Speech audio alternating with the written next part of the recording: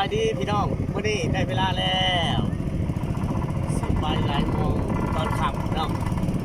แต่ว่าวันนี้ลมแห้งเนาะก็เลยสิพาพ่อไปเพื่อนให้กันหอดลงมองจุดหมาย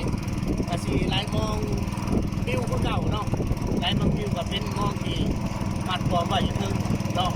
อาศัยปลามันขึ้นยามกลางคืนเนาะต่อไปกำลังสิฮอดก่อนจุดหมายเด้อพี่น้องเด้อว่ามันคลองนี่วันนี้น้ำคลองแห้งสั่นซะเนาะกำลังสิมุน้ำไปบ่อนถึงก่อนไหลคลองก็ให้เข้ายากเนาะวันนี้น้ำคลองแห้งพี่น้องแต่ว่าสิลองเสียงว่าเป็นยังสำนี่สิไปไหลมองดูก่อนที่เคยไหลบ่มันมีปลาพี่น้องลงมองปิวคือเก่าเด้อพี่น้องเด้อกำลังสิพาพร้อมไปเอา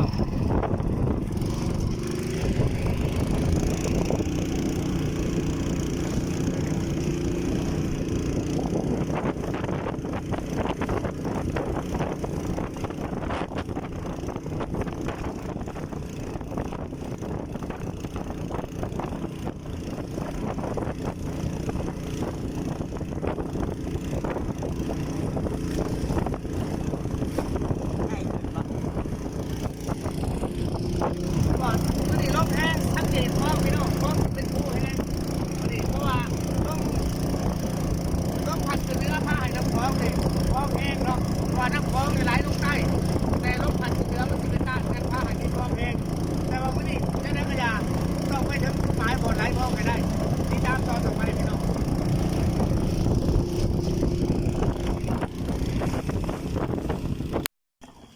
สบายดีมื้อนี้ย่ำค่ำพี่น้อง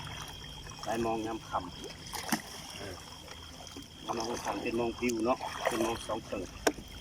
ไล่ที่แข่งกับพง12ถูกป่ะปลาที่จะตื่นก็คือเก่า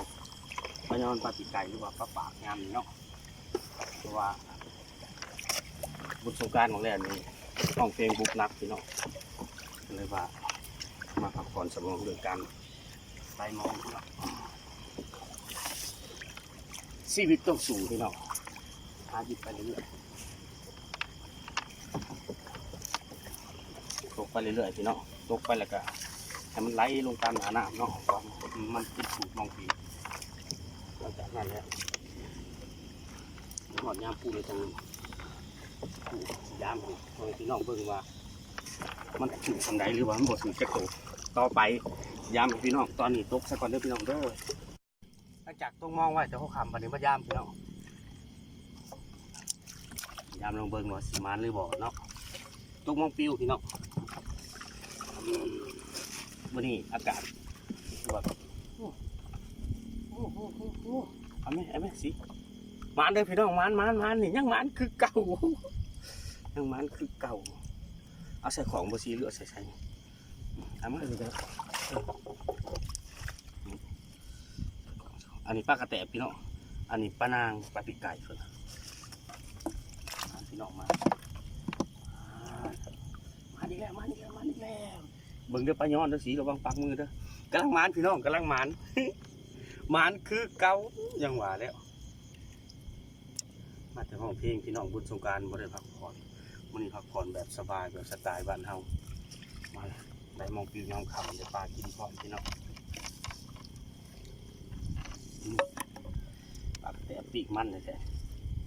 ปีกก็ตำหมกถั่วสุดยอดเลยพี่น้องได้มองปิวเลยนี่พี่น้องเลยได้มองอยู่เทิงหน้าน้ำโลดนี่เป็นแบบตัวปลาปีกไก่สิเลยนี่อัปปนโอ้โดนแล้วก็ถือมันจะถึงทางพังบ้อนปลาปีกไก่แล้ววันนี้นี่ปลาแสบเนาะหากินได้ยากขนาดนั้นมันขึ้นแต่ย่ำกลางคืนนะปลาปีกไก่เพราะว่าเป็นขึ้นมากินหมดแมงที่ลอยน้ำ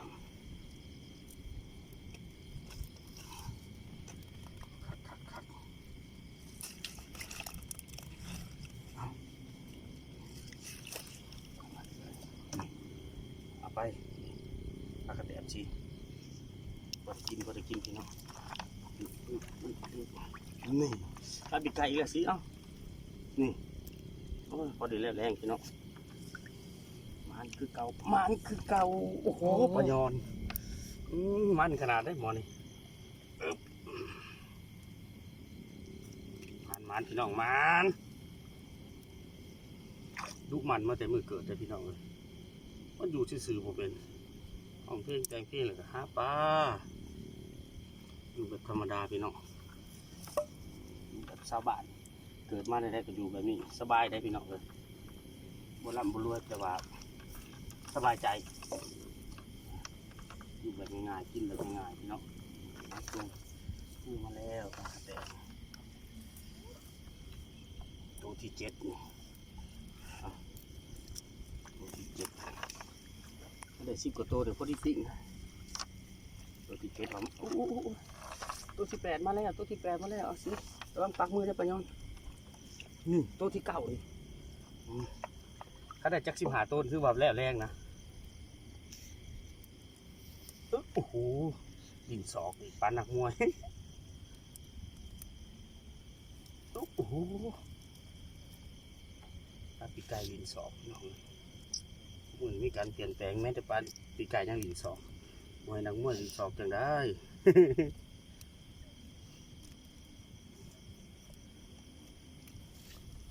วางเอามือได้สิ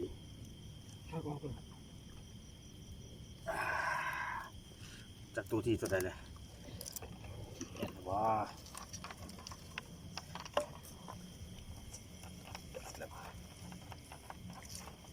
ตัวที่เก่าปยอดอีกบ้านระวังเด้อปักมือได้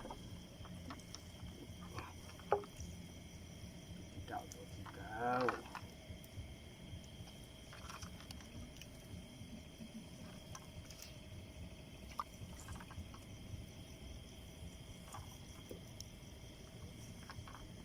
ตัวที่10นี่ตัว41เลยสุดยอดเลยสุดยอดเลยขักบ่สิที่จะหวานนั่นแห่นั่นตัวหวานบ่ได้เนาะสิเนาะลายมองก็ได้กินมันแห่มันต้องหวานน้ำหีมันจังได้ลายมองต้องลายแบบนี้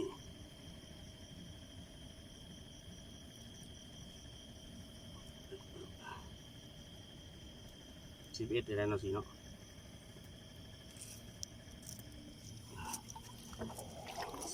11แล้วตัว12เอาไหมปลากระแตบ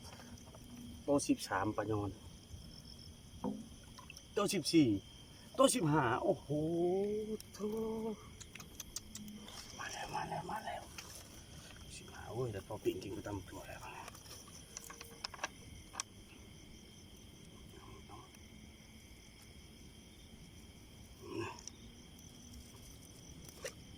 เก็บก็ไปเรื่อยๆพี่น้องกินปลาหน่อยมันสีแสบเลยมันได้กินเบอร์โตกินปลาใหญ่แล้วบวคักมันอ่อนกินกับตำถั่วรู้สุดยอดเลยจักตัวจักที่เท่าไรเลยเนาะไม่14 15แล้วบอก16ซะ17นี่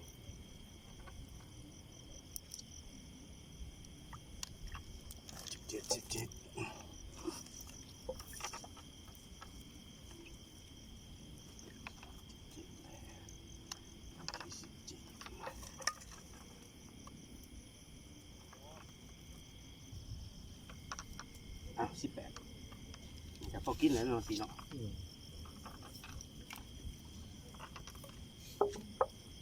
20สุดยอดเลย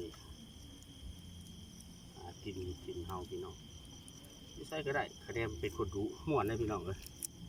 อย่าปล่อยเวลาถึงเวลามาหาอยู่หากินเอาปลดเอาปลาย่อนสิ21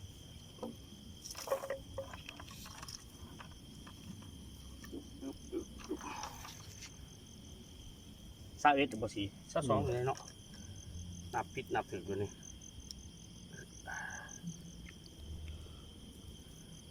ตัวแล้ว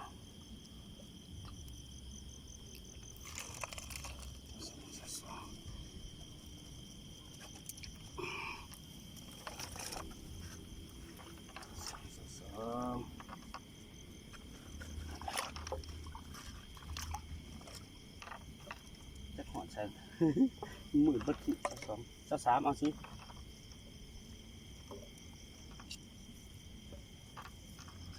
25โอ้โหตัดไก่หน่อยเอาอีกแล้ว4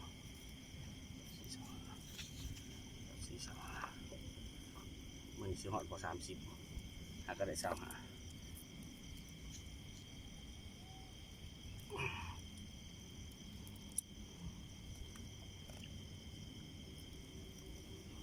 แล้ว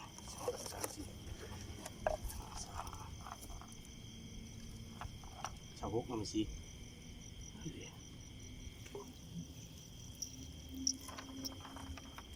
นึงเอาอีก18ไปนอนตัว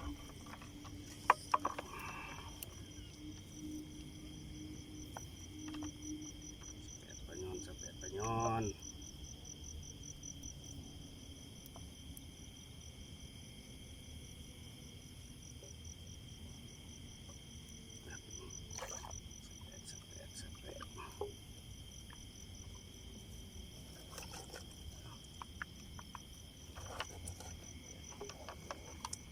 เก่าเอาปะยอนเด้อ31โอ้โหหมด31เลยคือว่าสิได้แต่15ตัวว่าหมด31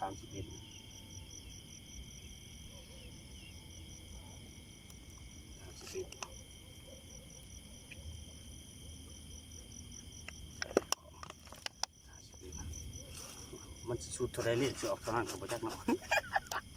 31เสียงดวง32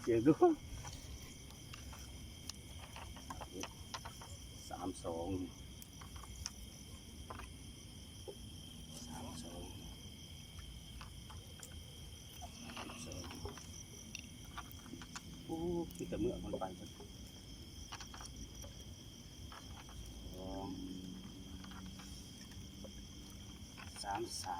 ป่ะ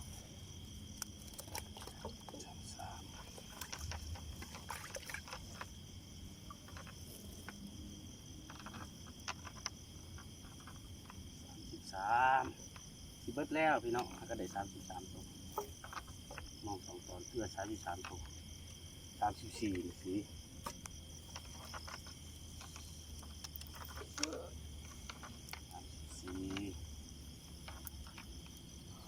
จะออก34เอ้ย35ตัวน้อยนี่อ่ะ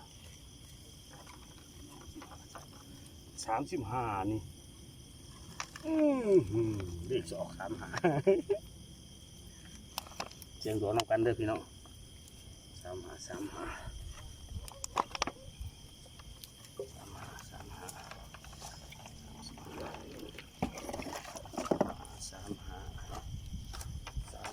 เบิดแล้ว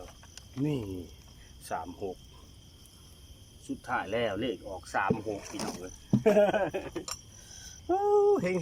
งขอบใจทุกท่านที่ติดตามเด้อมื้อนี้ได้36ตัวพอได้แล้วแรงขอบใจหลายๆ